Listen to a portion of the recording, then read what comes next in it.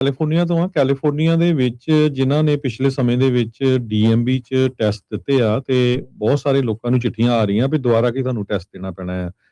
California the department of motor vehicle ਨੇ confirm ਕੀਤਾ ਆ ਵੀ 11,000 ਦੇ ਕਰੀਬ ਜਿਹੜੇ ਡਰਾਈਵਰਸ ਆ, ਉਹਨਾਂ ਨੂੰ ਅਸੀਂ ਚਿੱਠੀਆਂ ਪਾਈਆਂ ਆ ਜਿਹੜੀਆਂ ਇਹ ਕਾਰ ਲਾਇਸੈਂਸ ਦੀ ਮੈਂ ਗੱਲ ਕਰਦੇ ਆ। ਕਹਿੰਦੇ ਜਿਹਦੇ ਵਿੱਚ ਇਰਰੈਗੂਲਰਿਟੀਜ਼ ਸ਼ੋ ਹੋਈਆਂ ਹੈਗੀਆਂ।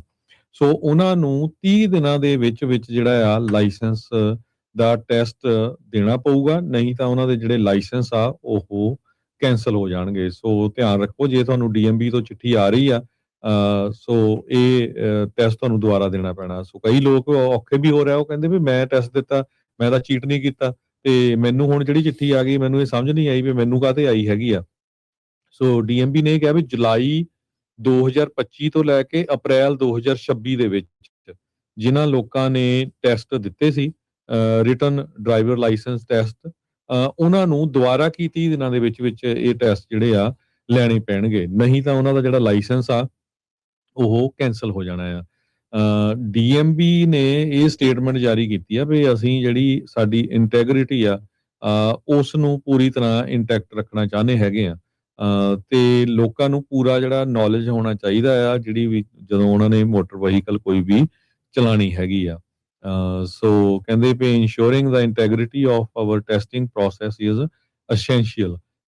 Knowledge test play a critical role in confirming that drivers understand the rules of road before they are licensed to drive. So ਕਿਤੇ ਨਾ ਕਿਤੇ ਇਹ ਚੀਟਿੰਗ ਹੋਈ ਆ ਜਿਹਦੇ ਕਰਕੇ ਹੁਣ 11,000 ਲੋਕਾਂ ਨੂੰ ਇਹ ਚਿੱਠੀਆਂ ਪਹੁੰਚ ਗਈਆਂ ਹੈਗੀਆਂ। ਇਹ ਤੁਹਾਡੇ ਚਿੱਠੀ ਆਈ ਆ ਤੇ ਧਿਆਨ ਦੇ ਨਾਲ ਤਿਆਰੀ ਕਰਕੇ ਦੁਬਾਰਾ ਫਿਰ ਜਿਹੜਾ ਤੁਹਾਨੂੰ ਉਹ ਰਿਟਨ ਟੈਸਟ ਦੇਣਾ ਪੈਣਾ ਹੈਗਾ ਆ। ਡੇਟ ਮੈਂ ਤੁਹਾਡੇ ਨਾਲ ਕਨਫਰਮ ਕਰ ਦਿੱਤੀ ਆ ਪਈ ਇਹ ਜੁਲਾਈ 2025 ਤੋਂ ਲੈ ਕੇ ਅਪ੍ਰੈਲ 2026 ਤੱਕ ਜਿਨ੍ਹਾਂ ਨੇ ਟੈਸਟ ਦਿੱਤੇ ਸੀ ਉਹਨਾਂ ਨੂੰ ਇਹ ਚਿੱਠੀਆਂ, ਉਹਨਾਂ ਚੋਂ 11,000 ਲੋਕਾਂ ਨੂੰ ਇਹ ਚਿੱਠੀਆਂ ਆ ਰਹੀਆਂ ਹੈਗੀਆਂ ਜੀ।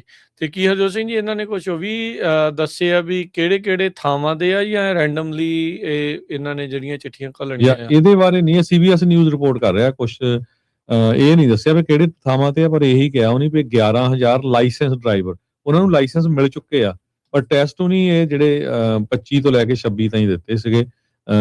ਤੇ ਉਹ ਕਹਿੰਦੇ ਵੀ ਜਾਂ ਤਾਂ ਤੁਸੀਂ ਅਪਾਇੰਟਮੈਂਟ ਬਣਾ ਕੇ ਰਿਟਨ ਟੈਸਟ ਲਓ ਦੁਬਾਰਾ ਤੇ ਵਾਕ ਇਨ ਨਹੀਂ ਹੈ, ਕਹਿੰਦੇ ਵੀ ਦੇ ਮਸਟ ਵੀ have appointment, they must show up with the letter. So ਚਿੱਠੀ ਲੈ ਕੇ ਤੁਹਾਨੂੰ ਜਾਣਾ ਪਊਗਾ।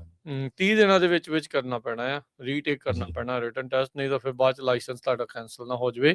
ਮੇਕ ਸ਼ੋਰ ਕਰ ਲਿਓ ਵੀ ਜੇ ਤੁਹਾਡਾ ਐਡਰੈਸ ਵਗੈਰਾ ਤੁਸੀਂ ਉਸ ਤੋਂ ਬਾਅਦ ਚ ਮੂਵ ਹੋਏ ਆ ਲਾਇਸੈਂਸ ਲਏ ਤੋਂ ਬਾਅਦ ਚ ਉਹ ਤੁਸੀਂ ਅਪਡੇਟ ਕਰਾਇਆ ਸੀ ਜਾਂ ਨਹੀਂ ਕਰਾਇਆ ਸੀਗਾ, ਉਹ ਹੁਣ ਕਾਫੀ ਜਿਹੜਾ ਆ ਉਹ ਰੌਲਾ ਰੱਪਾ ਜਿਹੜਾ ਹਰਜੋਤ ਸਿੰਘ ਜੀ ਪਊਗਾ। ਲੋਕੀ ਕਈ ਖੱਜਲ ਹੋਣਗੇ ਇਸ ਪੂਰੇ ਜਿਹੜੇ ਉਹ ਕੰਮ ਦੇ ਵਿੱਚ ਵੀ ਪਤਾ ਨਹੀਂ ਚਿੱਠੀ ਪਹੁੰਚਦੀ ਆ ਨਹੀਂ ਮਿਲਦੀ, ਕੀ ਹੁੰਦਾ ਆ ਇਹ ਆਉਣ ਵਾਲਾ ਸਮਾਂ ਦੱਸਦਾ।